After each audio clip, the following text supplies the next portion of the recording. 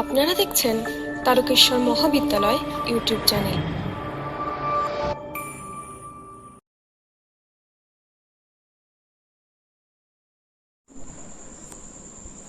আমার প্রিয় দ্বাদশ শ্রেণীর ছাত্রছাত্রীবৃন্দ, তোমাদের প্রত্যেকে তারকেশ্বর মহাবিদ্যালয় ইউটিউব চ্যানেলে স্বাগত জানাই।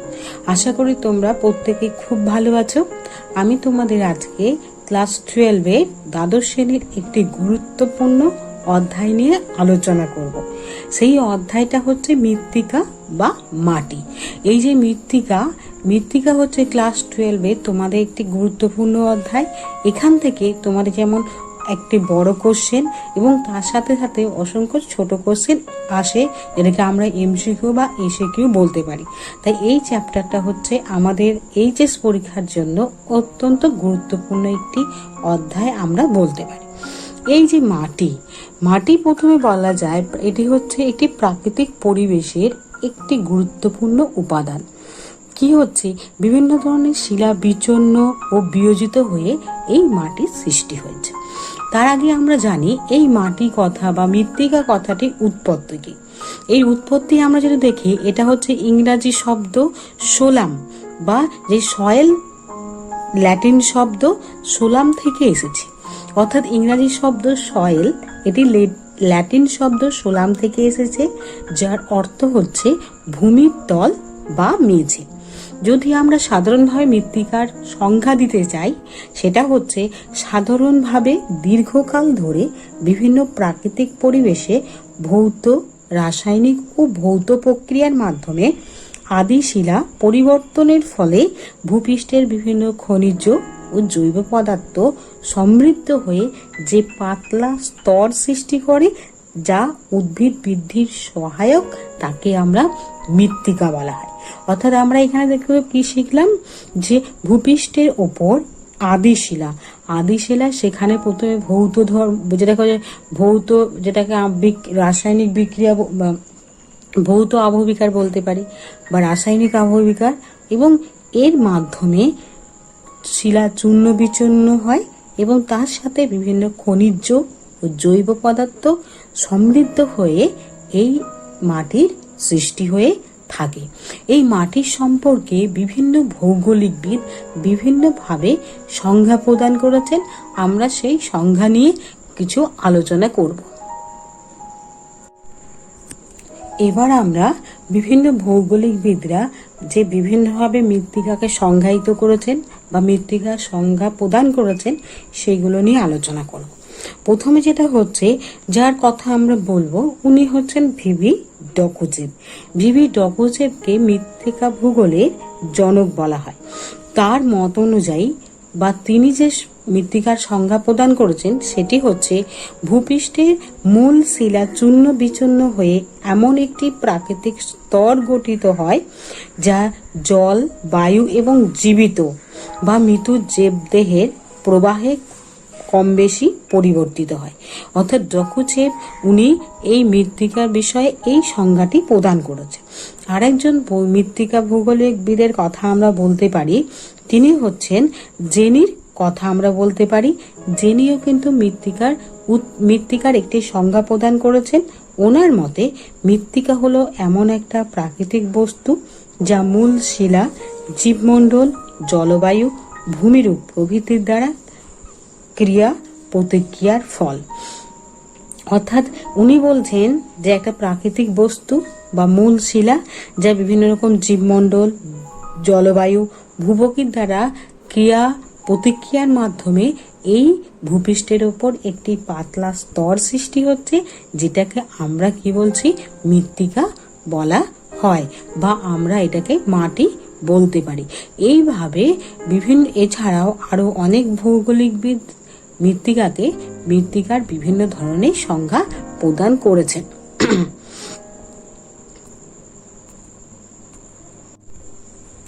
এবার আমরা পড়ব মৃত্তিকা বিজ্ঞান দু ধরনের চিন্তাকে কেন্দ্র করে গড়ে উঠেছে।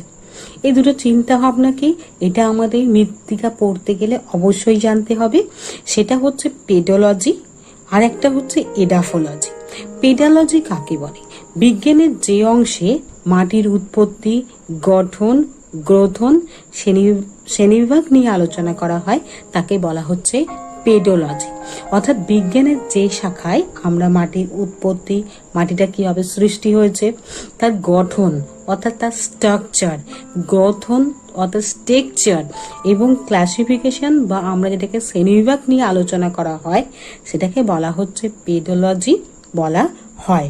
অর্থাৎ এখানে মৃত্তিকার উৎপত্তি, গঠন, রাসায়নিক বিক্রিয়া, মৃত্তিকার ভৌত প্রক্রিয়া সমস্ত কিছু নিয়ে আলোচনা করা হচ্ছে এই পেডোলজির মধ্যে।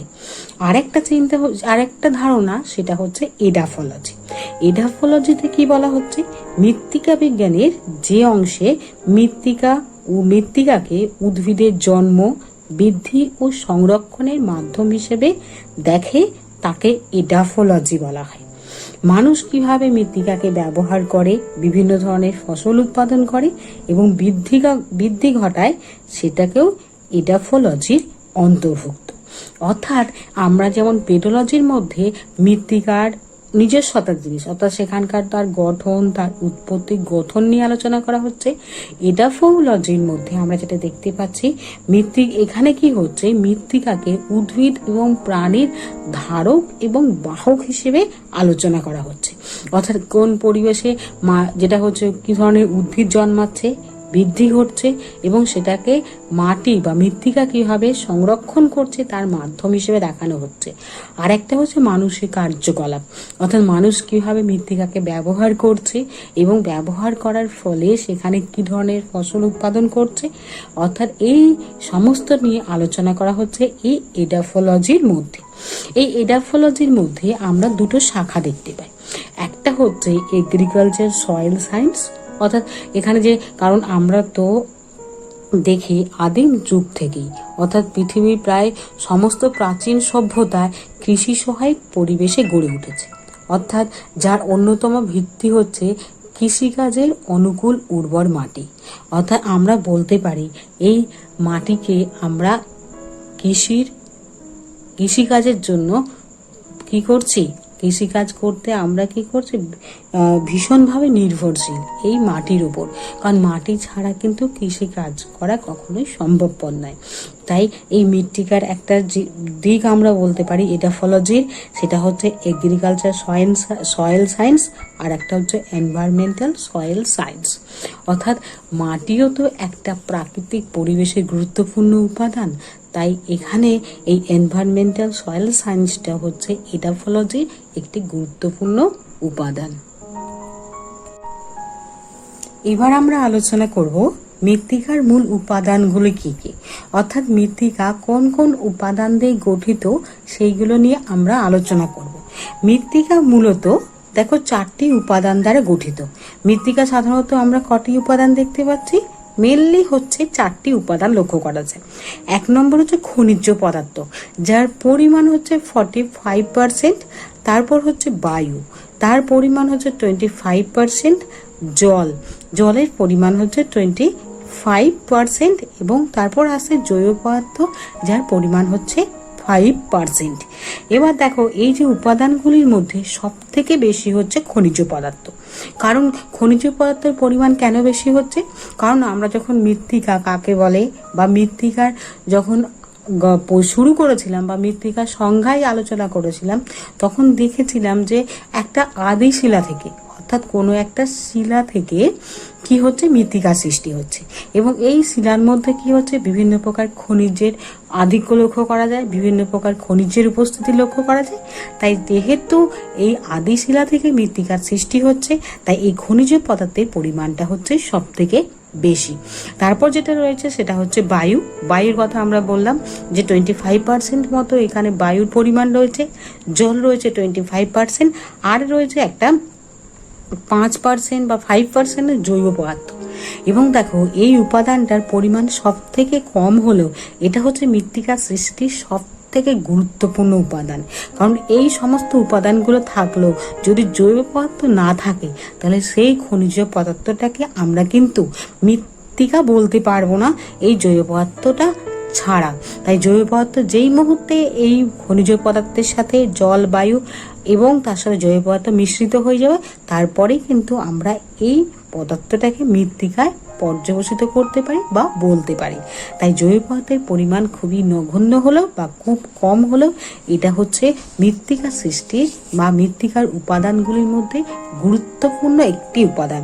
দেখো আমরা এখানে দেখিয়েছি এটা পাই চার্টের মাধ্যমে যে খনিজ পদার্থের পরিমাণ হচ্ছে সব থেকে বেশি, তারপর জল এবং বায়ু এটা হচ্ছে যে 25% করে রয়েছে, এবং জৈব পদার্থের পরিমাণ রয়েছে মাত্র 5% বা 5%।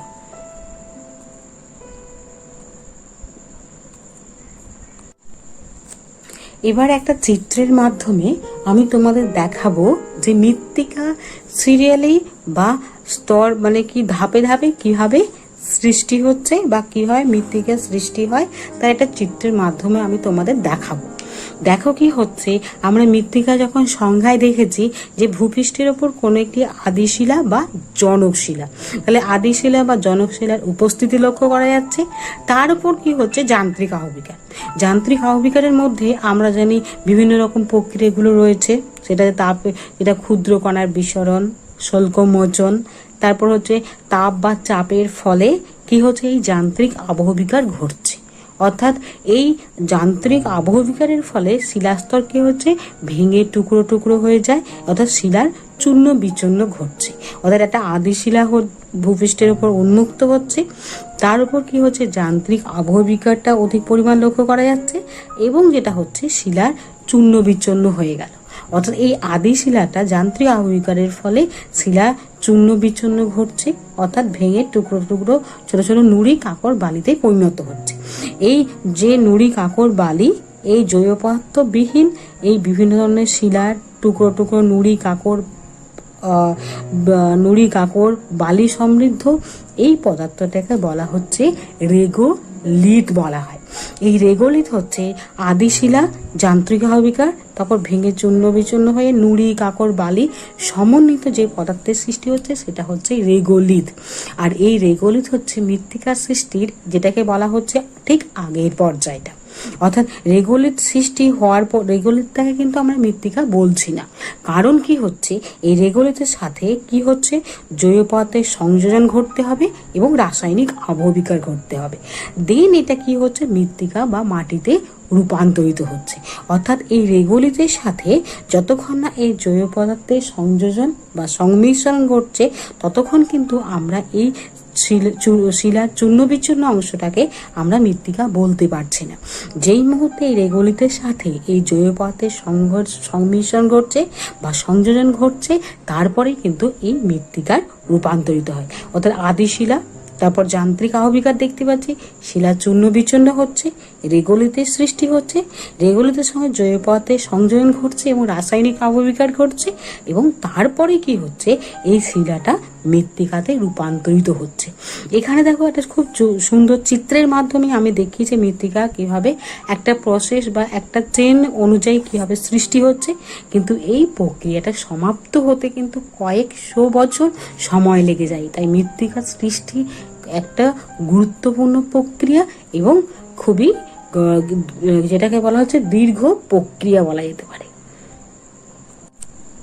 এবার আমরা যেটা নিয়ে আলোচনা করব সেটা হচ্ছে মৃত্তিকা সৃষ্টির উপাদান সমূহ। অর্থাৎ মৃত্তিকা সৃষ্টিতে কোন উপাদানগুলো গুরুত্বপূর্ণ ভূমিকা পালন করে সেই উপাদানগুলি সম্বন্ধে আলোচনা করব।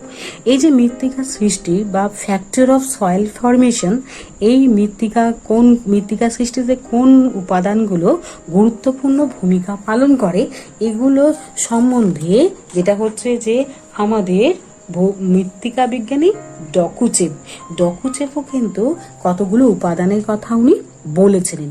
উনি মেনলি 4টি উপাদানের কথা বলেছেন, কিন্তু মৃত্তিকা সৃষ্টির যে উপাদানগুলো লাগে সেটা হচ্ছে বিজ্ঞানী এই জেনির মতে মৃত্তিকা সৃষ্টির 5টি প্রধান কারণ আছে। এই মৃত্তিকা সৃষ্টির প্রসঙ্গে ফাংশনাল ইকুয়েশন বা কার্যকরণ সমীকরণ দিয়েছিলেন, সেটা হচ্ছে সব থেকে বেশি গুরুত্বপূর্ণ। তাই মৃত্তিকা সৃষ্টির উপাদান সমূহ আলোচনার ক্ষেত্রে আমরা জেনির এই কার্যকরণ সমীকরণ নিয়ে আলোচনা করব। তিনি কি বলেছেন, মৃত্তিকা সৃষ্টি হতে যেসব উপাদানগুলো লাগে এটা হচ্ছে ক্লাইমেট ফ্যাক্টর অর্থাৎ জলবায়ু, অর্গানিক ফ্যাক্টর বা যেটাকে অর্গানিজম ফ্যাক্টর বলা হচ্ছে বা জীবজগৎ বলা হচ্ছে, আর ফ্যাক্টর বা রিলিফ ফ্যাক্টর যেটাকে আমরা ভূ প্রকৃতি বলছি। পি পি হচ্ছে প্যারেন্ট মেটেরিয়াল অর্থাৎ জনকশিলা, আর একটা হচ্ছে টাইম অর্থাৎ মৃত্তিকার সৃষ্টি হতে যে উপাদানগুলি লাগে। দেখো এগুলো সব এতগুলো ফ্যাক্টর অর্থাৎ 5টি ফ্যাক্টর গুরুত্বপূর্ণ ভূমিকা পালন করে। এখান থেকে উনি ফ্যাক্টরটা কমন নিয়েছেন এবং ক্লাইমেট অর্থাৎ জলবায়ু, যেটাকে বলা হচ্ছে জীবকুল, যেটাকে বলা হচ্ছে ভূপ্রকৃতি, আর একটা আদিশিলা, আর টাইম, এই 5টি উপাদান মৃত্তিকার সৃষ্টিতে সব থেকে বেশি গুরুত্বপূর্ণ ভূমিকা পালন করে। যেখানে উনি এসটাকে সয়েল বলেছেন, এফ হচ্ছে ফ্যাক্টর, সিএল হচ্ছে ক্লাইমেট, ও হচ্ছে অর্গানিজম, আর হচ্ছে রিলিফ, পি হচ্ছে প্যারেন্ট মেটেরিয়াল, টি হচ্ছে টাইম। এই 5টি উপাদান মৃত্তিকার সৃষ্টিতে গুরুত্বপূর্ণ ভূমিকা পালন করে।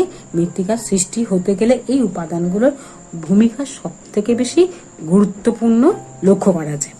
এবার কার্যকারিতার উপর নির্ভর করে মৃত্তিকা সৃষ্টির এই উপাদানগুলিকে আমরা দুটি ভাগে ভাগ করতে পারি। একটা হচ্ছে সক্রিয় উপাদান অ্যাক্টিভ ফ্যাক্টর, আর একটা হচ্ছে নিষ্ক্রিয় উপাদান। সক্রিয় উপাদান আমরা কাকে বলছি? একটা হচ্ছে ক্লাইমেট, আর একটা হচ্ছে অর্গানিজম বা জীবকুল বা জলবায়ু, আর জীবজগৎ হচ্ছে সক্রিয় উপাদান। অর্থাৎ মৃত্তিকার সৃষ্টিতে বা এটা কি হচ্ছে যেটা সক্রিয়ভাবে ভূমিকা পালন করে, অর্থাৎ মৃত্তিকার সৃষ্টিতে এরা প্রত্যক্ষভাবে ভূমিকা পালন করে বলে তাই এদেরকে সক্রিয় উপাদান বলা হচ্ছে।